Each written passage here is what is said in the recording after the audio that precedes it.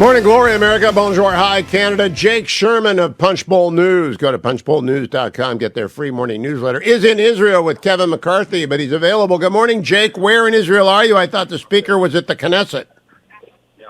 I'm at the Knesset-Hugh. I'm sitting with Hadass Gold, who I used to work with at Politico many moons ago, who's now the Jerusalem correspondent for CNN. So I am in Israel, and I am readying for Kevin McCarthy's arrival here at the Knesset.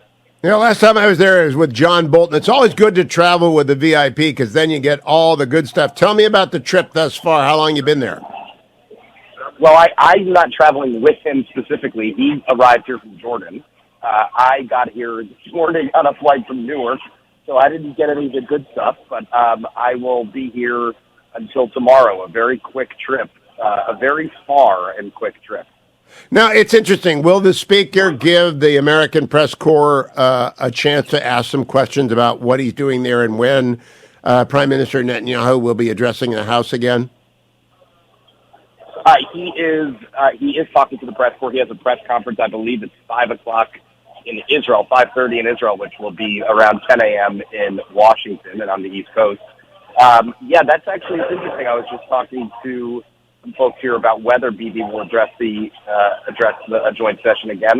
I have to imagine he will, but he's waiting for a White House invite, and that hasn't come through yet. So that's because of the judicial overhaul that Team Biden is messing around with. Also, Jake, have you heard anything on the debt showdown and whether or not President Biden is ending the embargo on talking to the Republicans who have passed a plan? Well, that's going to be one of the questions I will ask the speaker about today at his press conference. I've not heard that he has. I think that I've gotten some signals of softening from some Democrats about what kind of deal might be possible. But listen, Hugh, it's not entirely clear. It's not entirely clear, and time is ticking. But we should this week hear more from Treasury about that X date, about the default date, which is going to come this summer.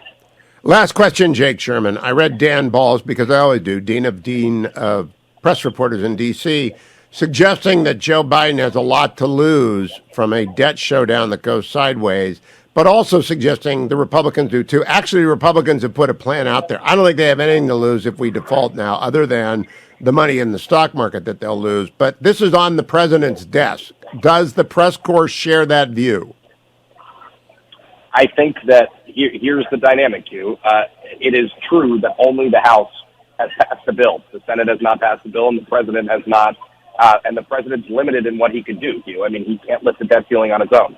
So I think that is basically the view of the press corps and the view of people. I mean, people say that this bill was crazy. It was too much. It can never pass the Senate.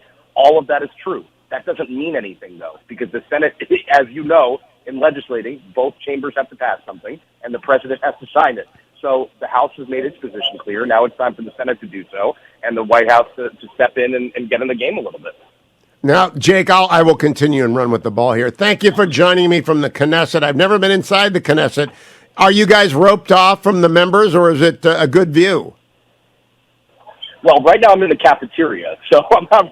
But I'm going to head right now to the front of the building where McCarthy is expected to walk in shortly. So I will, all right, go forth and I'll tweet them to you. Go do your job. We'll talk about it next week. Jake Sherman from Punchbowl News. Go to Punchbowl News. Thank you, Jake.